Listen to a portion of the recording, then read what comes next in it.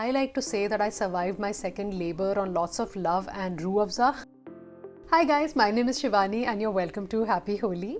Today I'm going to talk about what are the things that I believe you should carry in your hospital bag for the delivery of your baby. As a second time mother, I found myself packing very differently, than the first hospital bag that I had packed, which was a lot of things that I found that I did not really need. So this is going to be a very minimalist checklist, yet it's going to have all the essentials and a few items that you may even be surprised that are in there. So let's go. First things first, let's talk about the hospital admission papers.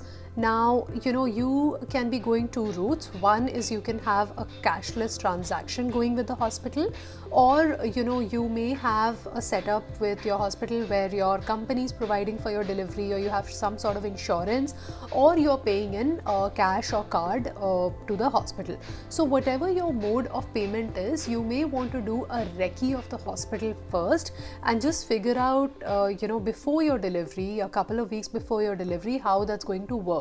Because usually they make you sign certain papers at the time of admission, and if you haven't already prepared and if you don't already have the necessary paperwork with you at the time of admission, it is just another hassle that you have to deal with. So get that out of the way and get going. So for the bag itself, I would suggest a small travel stroller like so. This is because it has wheels and nobody has to carry it, and you can just wheel it in and wheel it out, and it's very convenient. So this is what we used. I suggest using packing cubes like so. If you do not have packing cubes, you can simply take certain bags and just label them. I would suggest labeling for 3 people. One is the baby, another is the mom, and third is the birth partner. First, let's talk about the baby, right? So for the baby, I suggest packing 3 to 4 rompers or sleep suits. Make sure that they are footed, because then you do not have to deal with socks. You get rompers or sleep suits from 0 to 3 months.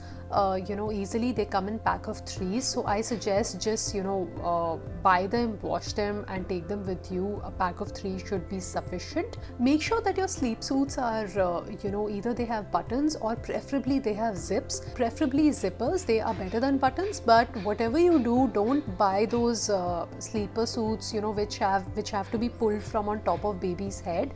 Diapers, dry sheets, wipes, these are some of the things that you should have on you. Apart from these, carry a nasal aspirator. So what happens with little babies is that their noses get blocked fairly easily, right? They have come from a water-based environment, and whatever mode of their delivery, they are full of fluids. So what happens then is they cannot feed. You will notice that if you're trying to feed the baby, they will cry, and if you put the baby down, like laying down flat, they will not be able to sleep.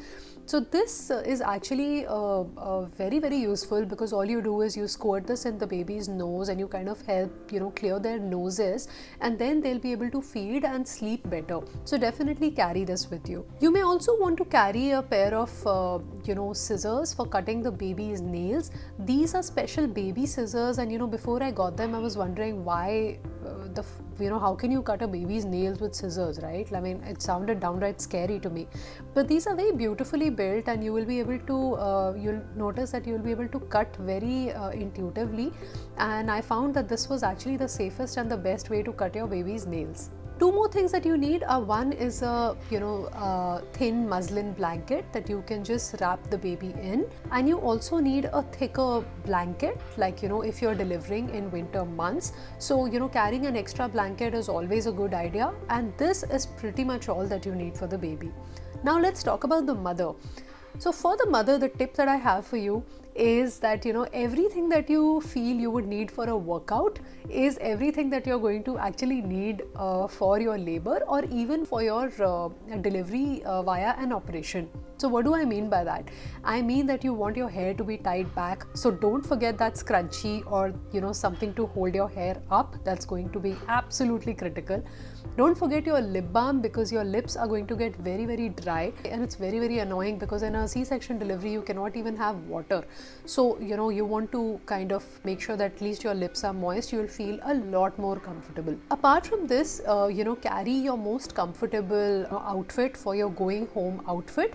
Make sure that it kind of covers you from head to toe. Make sure that it's full sleeved, to protect you from the elements, and make sure that it's your most comfortable outfit. Apart from this, whatever days you spend at the hospital, those days are pretty messy, so I suggest you stay in the hospital's clothes. Apart from that, carry a little bit of oil with you. They say right after delivery, if you put some oil in your hair, that actually prevents some amount of postpartum hair loss. So if you have seen my video on how to prevent and cure postpartum hair loss, I have mentioned more about this, so definitely check it out. Let's talk bras and underpants. So for bras, I don't necessarily recommend that you get nursing bras. I really used to find nursing bras a hassle because you kind of clip them on, then you clip them off. I don't see what the point is. Just get a bra that is, a size bigger than your regular bra. The one that you're wearing in your third trimester should work.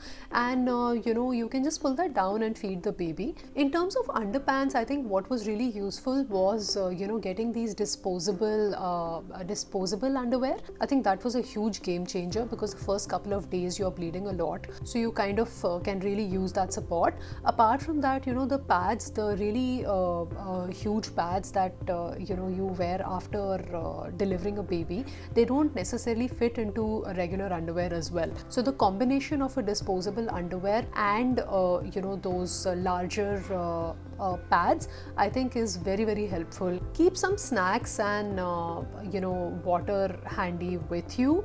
I like to say that I survived my second labor on lots of love and Rooh Afza. Rooh Afza, for those of you who are aware, is an Indian drink. It's a red rose based drink. I found it very helpful in my labor.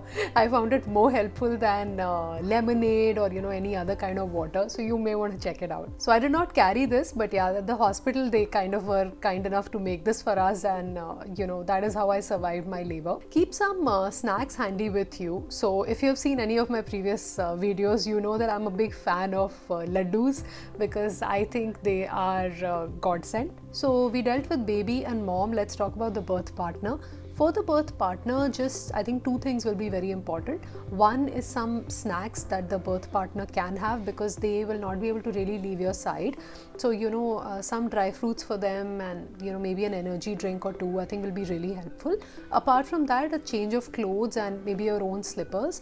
Also you may want to carry like a travel blanket and a towel for them. You want to kind of pack a little more thoughtfully for the birth partner, because for the mom you're going to get a lot of things from the hospital if you ask for it. One very important thing that you want to carry for the mom is supplements. So whether you are going the homeopathy route, whether you have some Ayurvedic medicines that you're supposed to take, whether you're supposed to start taking some supplements right from the get-go, please pack them and sort of label them that when are you supposed to have them. For example, homeopathic medicines, if you start right from delivery, I was consuming them even in my third trimester, so I carried them and they were helpful in my labor as well. But this is something you want to give your birth partner a heads up about, that just make sure I'm having my medicines. So put that item in their to-do list. Whenever I see a first time mother packing for the baby and carrying all sorts of things, my heart goes like, oh, and it's very cute, but you really don't need all that. What you really need are the items that I mentioned. And I hope that this video was helpful to you, and please stay tuned to Happy Holi. And till the next time we meet, please take care and bye.